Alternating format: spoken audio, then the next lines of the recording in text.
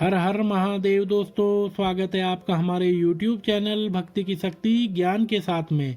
दोस्तों, आज के इस वीडियो में हम आपको बताएंगे कि आखिर क्यों पांडवों से पीछा छुड़वाने के लिए भगवान शिव ने धारण किया था बैल का रूप। आइए जानते हैं।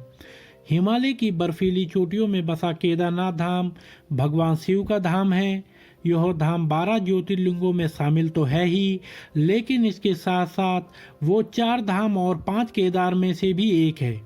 यहाँ जगत के भगवान शिव का स्वयंभू शिवलिंग बहुत प्राचीन और बेहद खास है। शिव पुराण में इस बात का जिक्र है कि जो भी भक्त केदारनाथ आते हैं उन्हें निश्चित ही स्वर्ग की प्राप्ति होती है और इसी जन्म में उन्हें उनके सभी पापों से मुक्ति भी मिल जाती है। केदारनाथ मंदिर 3593 फीट की ऊंचाई पर बना हुआ है। ये मंदिर इतनी ऊंचाई पर कैसे बना, इस बात को अभी भी किसी चमत्कार से कम नहीं माना जाता है। कहा जाता है कि इस मंदिर की स्थापना आदि गुरु शंकराचार्य ने की थी। इस मंदिर की सबसे खास बात यह है कि इस मंदिर में भगवान शिव शिवलिंग के रूप में नहीं बल्कि एक अनोखे रूप में विराजमान होकर अपने भक्तों को दर्शन देते हैं। केदारनाथ में भगवान शंकर बैल की पीठ की आकृति पिंड के रूप में पूजे जाते हैं। केदारनाथ में भगवान शिव को इस रूप में क्यों पूजा जाता है, इसके पीछे 2 कहानियां बेहद प्रचलित है। पहली कहानी के अनुसार कहा जाता है कि महाभारत के युद्ध में जीत जाने के बाद पांडव अपने भाइयों की हत्या के पाप से मुक्ति पाना चाहते थे। पांडव इस पाप का प्रायश्चित करने से पहले देवों के देव महादेव का आशीर्वाद लेना चाहते थे, लेकिन भगवान शिव महाभारत के युद्ध से ही इस कदर नाराज थे कि वो पांडवों से मिलना भी नहीं चाहते थे। जब भगवान शिव की नाराजगी से अनजान पांडव शिव जी की आशीर्वाद लेने के लिए काशी पहुंचे तो भगवान शिव काशी छोड़कर हिमालय में चले गए। पांडवों को जब इस बात की भनक लगी तो वो भी भगवान शिव के पीछे पीछे हिमालय पर्वत पर चले गए, लेकिन भगवान शिव पांडवों से इतने नाराज थे और वो किसी भी हालत में उनसे नहीं मिलना चाहते थे और इसलिए वो केदार जाकर अंतर्ध्यान हो गए। पांडव भी भगवान शिव के पीछे पीछे केदार जाकर पहुंच गए। अब यहाँ भी पांडवों को आता देख भगवान शिव ने बैल का रूप धारण कर लिया ताकि पांडव उन्हें पहचान न पाएं। हालांकि कुछ समय में ही पांडवों को इस बात का संदेह हो गया कि भगवान शिव पशुओं की टोली में भेष बदलकर छुपे हुए हैं। ऐसे में अब पांडवों को एक तरकीब सूझी, जिसके बाद भीम ने अपना विशाल रूप धारण किया और वो 2 पहाड़ों पर अपने पैर को फैलाकर खड़े हो गए।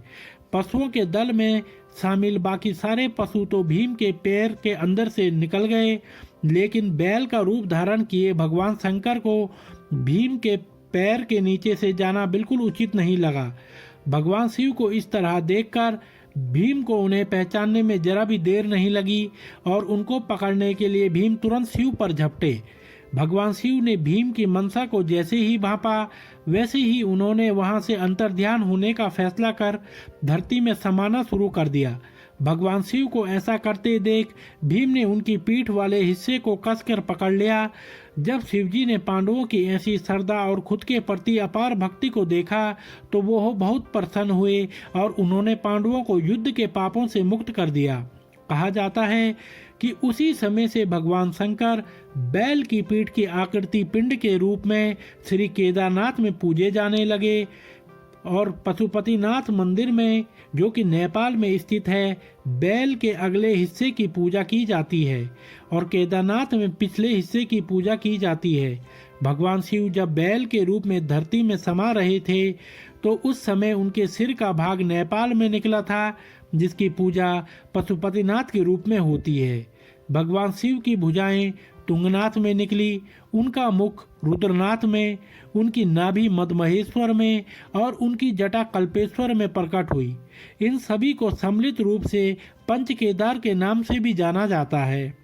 भगवान शिव के केदारनाथ के इसी अनोखे रूप की एक और कथा कही जाती है, जिसके अनुसार हिमालय के केदार श्रृंग पर भगवान विष्णु के अवतार कहे जाने वाले महातपस्वी नर और नारायण ऋषि तपस्या करते थे।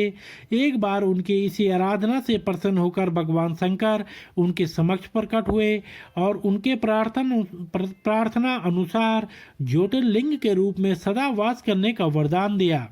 यह जगह केदारनाथ पर्वतराज हिमालय के केदार नामक श्रृंग पर स्थित है। तो दोस्तों, अगर आपको यह वीडियो पसंद आई हो तो आप हमारे चैनल को लाइक, कमेंट, शेयर, सब्सक्राइब अवश्य करें और बेल आइकन दबाना ना भूलें, जिससे हमारी आने वाली सभी वीडियोस की नोटिफिकेशंस आप तक समय से पहुंचती रहेंगी। तो आप सभी मित्रों का बहुत बहुत धन्यवाद।